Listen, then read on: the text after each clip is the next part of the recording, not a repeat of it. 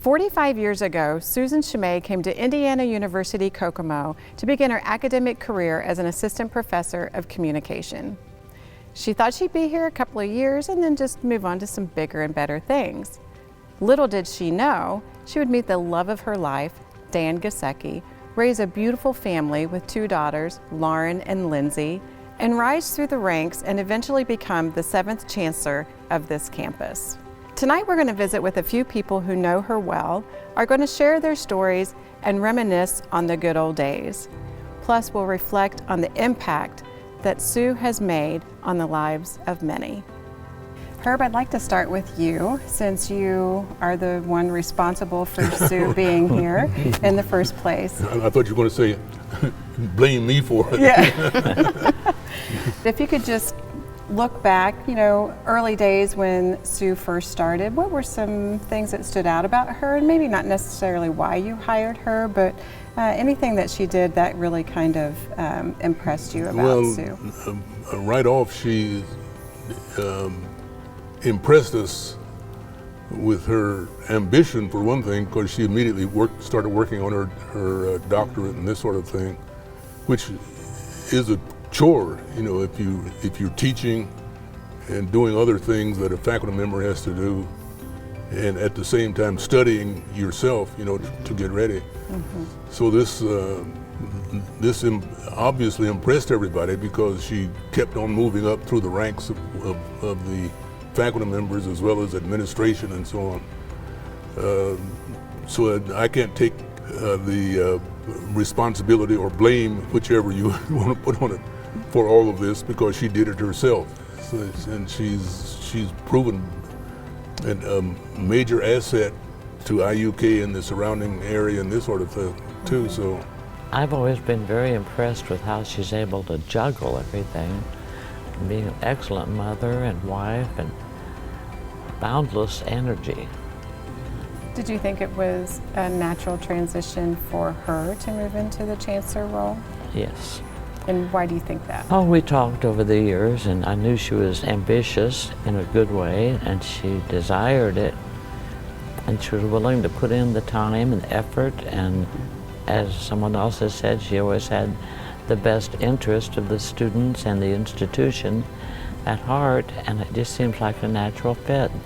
I first met her, she was just like a force. I mean, you couldn't tell her no. I felt like, I walked in the room and I was kind of this, new kid that was probably not even going to go to college, and I started taking the class, and she was like, "You're on the speech team," and I was like, "Okay." Because I didn't tell her no, it was just like, all right, and she got me involved in that, like I told Bob earlier, and from then on, it was just, she kept students involved, I always felt like that, like you said, that she always had everybody's best interest at heart, but she just was working all the time so hard to become better and better and more involved at IUK, and I felt a long time ago that she should have been chancellor. That's so funny, because I was, like Bob, on the IUK alumni board, and I just felt like she would just be so good, because I've always felt like she loved it here. Mm-hmm. She just had a love for IUK. I was a non-traditional student, I don't know if they still use that term, had dropped out and started raising a family. Mm-hmm. This gentleman over there was relentless on getting me to return back to IUK. Mm-hmm. I wouldn't be here with the degree I have without him and her, okay? Mm-hmm.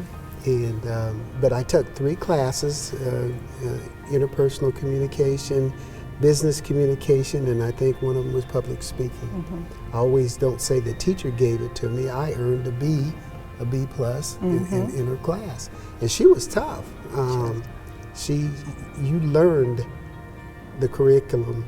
When you left there, not only did you learn it, but you understood it. And I met Sue 38 years ago, simply because we were in the same hallway. But I think we became friends mostly due to her love of and support of the arts, of which I was a big part, in theater and music. At one point, we were both involved in the freshman learning experience.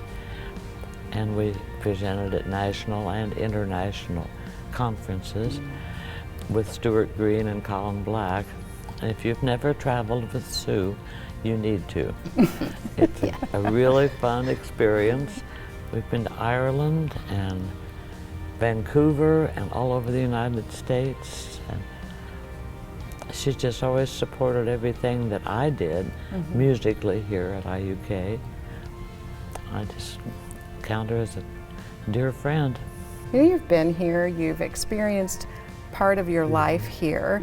You know, under her leadership, what do you see when you think of Indiana University Kokomo? A great deal of growth.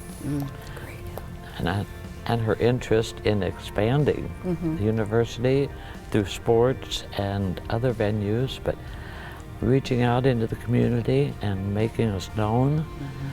And again, her dedication to that.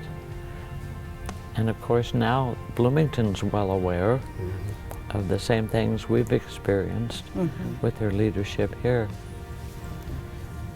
I second that fully. Every word she says is true. Yes. Thank you. Under her leadership, look at all the different sports we have for the young men and young women on the campus. Sue could have said, nah, we're not going to go in that direction. And look where we are. We're sitting in the house that Sue built, this place. And I know there was others involved, but you look at the leadership. I never would have thought I'd be sitting in this building on IUK campus. It's just inspiring that what she's done. And as you look back now and see where she is, what are your thoughts on the impact that she's had in the various roles that she's had? Well, one of the things even now when she is doing her thing here, is still impressive to me anyway, how after all these years she's still enthusiastic about being here. I don't know that I'm quite that enthusiastic about being here still, you know, but she still exudes the personality that I think that came through when we first hired her years ago, and she's maintained that all these years, which is exceptional. What a role model that anybody could have in Sue. And you just got tired just watching her sometimes. She's just, I still get tired. just boundless energy and a great person. And she was a champion and an advocate at all times for this campus, IUK. Yes. Yeah, I would agree with that. And then the other thing, I served as president on the city council, and we had some pretty tough issues to deal with, especially in regards to LGBTQ plus being added to our human rights ordinance. And I'm sure if you look back at the newspapers, there were people that didn't agree with that.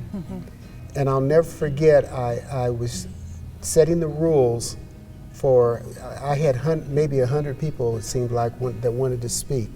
But they were trying to line up, and people were elbowing and looking, and I looked down there, and there's our chancellor. She's getting in there, and she's going to speak. And I said, I almost wanted to yell out, but I had to be impartial. You go, Sue. Get up there, you know. And then when she got up there, she spoke so eloquently and about this is a just cause. It's something that we should support. And she was there. And I'll never forget that, and I never been, that moment, she was already on the top shelf, but I guess I had to put on another shelf. An experience I had, and this is so funny because that seems like such a big thing. So I teach at Lewis Cass, not a huge school in Cass County, and a couple of years ago I was one of the leaders of our Junior National Honor Society, and everybody kept telling me, we need a speaker, I was like, okay, I'm just going to reach out. I said, I'd really like you to talk, but I know you're super busy. Not a problem, I'll be there. And I had so many people come up to me afterwards and say, oh my gosh, how do you know her? Where, you know? And they knew about IUK and they had heard of her, but it was just, I'm like, here's this little school, and you didn't have to take time out, but she talked to those 6th, 7th, and 8th graders, you know, and had them engrossed in what she was talking about and asking them questions, and it was just amazing. And like I said, it wasn't the great thing like Bob talked about, but something so small, but we don't know how many lives she affected that night by talking to those kids, and that is what I also just think is so great about Sue, because she will do that, you know. Right. It's not just the big things, but it's the little things too. Yeah, absolutely. I agree. You're going to cry again, aren't I you? am. Why are you crying, Joyce? She's a great lady. Yeah. But I'm so glad to see her move on and do bigger and better things somewhere else, because she will, no doubt. She will. It'll be interesting with her in charge of online education, that now that's what I do. So I said she was my boss before, and now she'll be my boss again. So I'm going to have to up my game there. That's interesting. Yep. Yeah. Up your game. Just can't get away from it, can Nope. you? Nope. Yeah. I just would like to thank Sue for being a real friend. Besides a co-worker and a leader, we've really enjoyed friendship with her and Dan. And I will miss her being here, but I do wish her the best of luck in Bloomington. But I still want you to come and go out to dinner with us. Don't forget us. Well, simply a great number of congratulations and mille grazie for all of the dedication that you've put in over the past several years, and great great joy in the future, I guess that's the best way to put it. I'd just like to tell her the best of luck. I probably wouldn't be where I am today if it wasn't for her, and she's been a great mentor, not only in class in 1978, but throughout basically my lifetime. I've talked with her about many things, and I know she will continue that with other students or adults, and I just wish her the best of luck. Sue, I am so daggone proud of you. I knew you when, and look at you now, and what you've done. And earlier, I had called this place Sue's house, and we're sitting in your house, and I'm talking to you, and I look around, and wow, look what you've done, and there's more to come. And you're just going into transitioning into another role, and you're going to do wonderful. And you got nothing but to do wonderful. We're all pulling for you. We all support you, and we all love you. Yes. That's a wrap. I was going to say, that's what beat me too. Yeah.